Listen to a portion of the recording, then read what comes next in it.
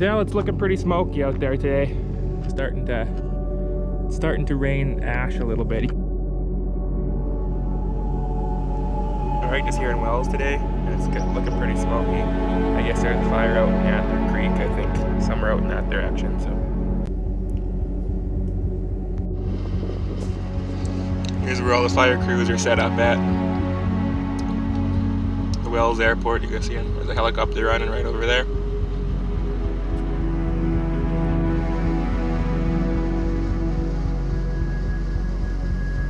A bit of a good news, bad news situation with the Antler Creek wildfire. It did experience extreme growth overnight. There were winds predicted to come through, and they did materialize. But the fire grew southwest, away from the communities of Barkerville and Wells. Right now, that fire sitting only 3 kilometers away from those two communities. An incident command team has now been brought in to deal with the Antler Creek fire and the other small fires around it that have merged into one big blaze. There are clearer skies today, and helicopters should be able to get into the air to get a better handle on the exact size and location of the fire. Heavy equipment is being used to create fire guards, and there are ground crews working to establish lines of containment. There were crews on site all night dealing with lightning strikes and hotspots.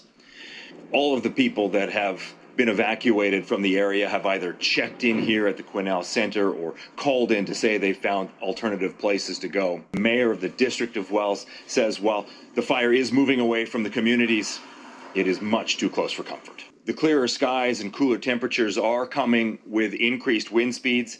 As of right now, that wind is pushing the fire away from communities, but it could switch at any moment, pushing the fire back towards the communities of Barkerville and Wells. The Antler Creek wildfire has grown to 3,400 hectares and is now 3 kilometers southeast of Barkerville. And BC wildfire crews are doing everything they can to make sure the historic site is protected. Efforts include setting up sprinklers, which are dousing the ground around the Gold Rush town, even as the smoke drifts through. The wildfire service is also using aircraft, but the smoky conditions are at times preventing their involvement. Just kind of learned a lesson. I was putting a new, some more grease in the grease gun.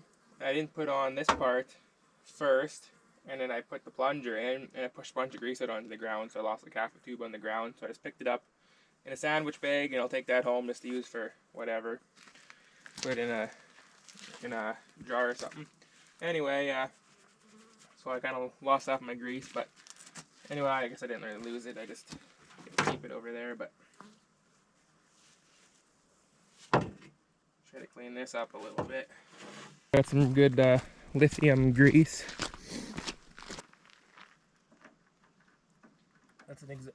That's where I get.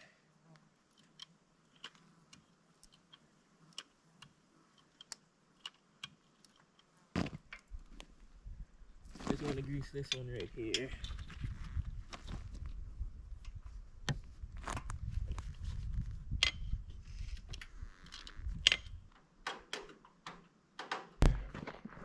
I got to fill the settling pond up a little bit more. What I'm going to do is I'm going to move the pump back over there, run the water, and I'm going to hook it right to the trommel instead of filling the pond and then running it. I might as well fill the pond by running the trommel.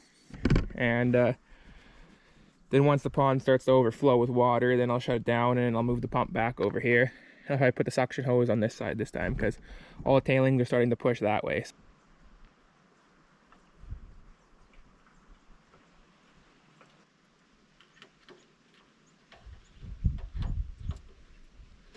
Pretty much has to be filled with a 5-liter jug, or can't really control it. And the one thing I don't like about it is the exhaust is right next here. If you overflow the tank, which is really easy to do with this thing because you're struggling to put it in the first place, overfill it onto the exhaust, you can start a fire. So I need to get a fire extinguisher to put on it, I think, or at least have buy it when I'm doing this.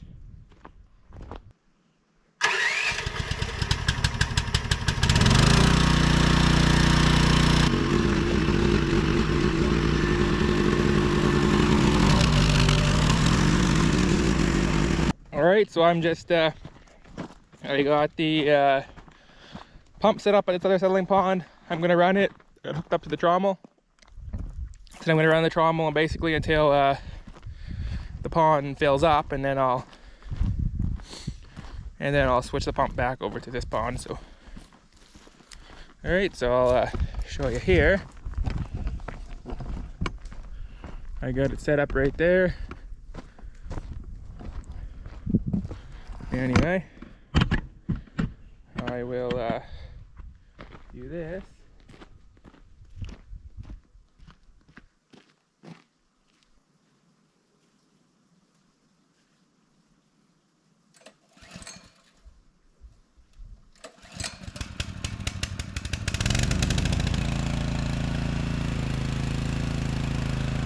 You can tell it's looking pretty smoky out there today.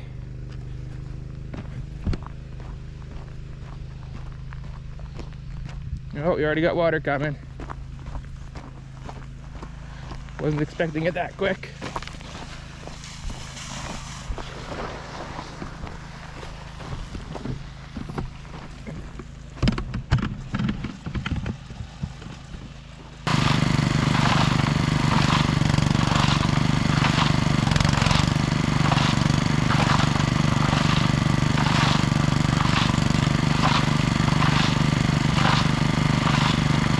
An update here. I got my mom kind of texting me on my Spot device. I got the Spot device here because yeah, there's quite a bit smoky here, and it's kind of starting to rain ash a little bit. You can't really see it on the camera, but you might be able to see it on the skid steer. Starting to rain ash a little bit, but the fire is on the other side of Wells, I guess, out by Antler Creek, I think. But anyway, yeah, the fire's over by Antler Creek, I guess. But yeah, I'm just getting her to keep an eye on it because I don't want to get caught in here, especially, and I don't want to have to end up being in Wells and not be able to get in here and have my equipment burn up or something. I don't got no insurance on anything, so except the truck. But well, the truck doesn't even have well. Anyway, the truck's got insurance, but not fire insurance, so I don't want to get anything burned up here.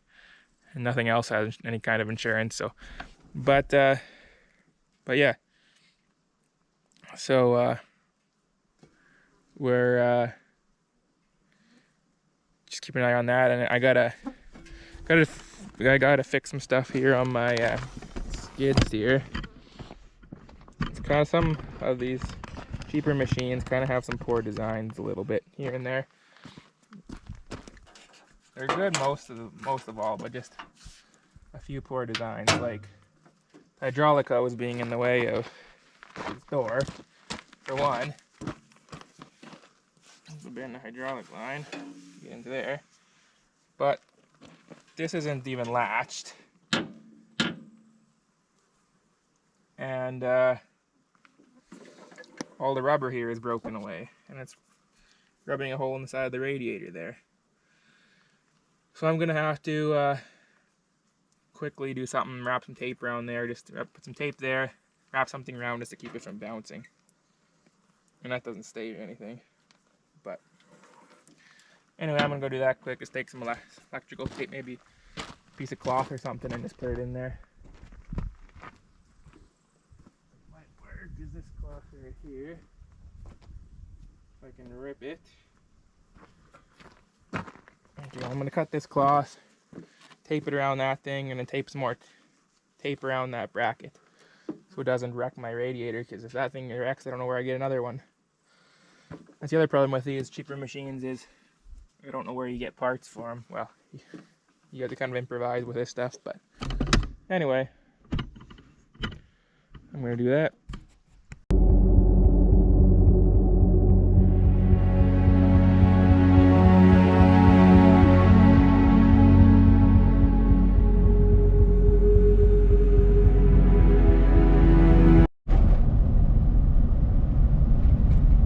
I'm not sure if you can see that fire or not. It's just over to the left here, but I'm not sure where the camera's aiming. I can't really check it right now because it's on my head and I'm driving.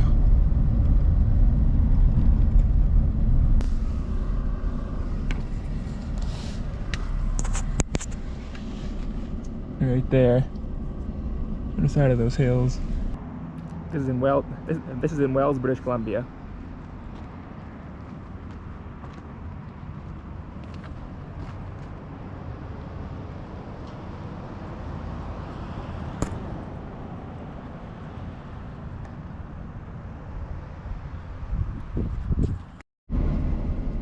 Alright, so I'm just leaving town, leaving Wells here. I'm gonna head down back to Quesnel. I guess I'll have to try to find some stuff find something that I can do, find an adventure I can do in Quesnel, maybe find something gold mining related I can go film or something like that. But anyway, because there's not much I can do here. I don't have to be back in Fairview for a few days, so for all I know, they could open the road up to Wells again tomorrow, or it might be a week from now. I have no idea, so I might as well stay down here as long as I can, because I was planning on going back to Fairview and then coming back again, because I got to pick up the trommel. I got to bring it back to Fairview to do some work on it for the next month. And anyway, so if I go back now and then get a chance to come back down, then it'll be 3 trips when I could do it in 2. So just trying to figure out whether I should stay here or head home, but I'll probably stay here for at least another night and see how it goes, and go try to find some kind of adventure in Quesnel or something tomorrow, something like that.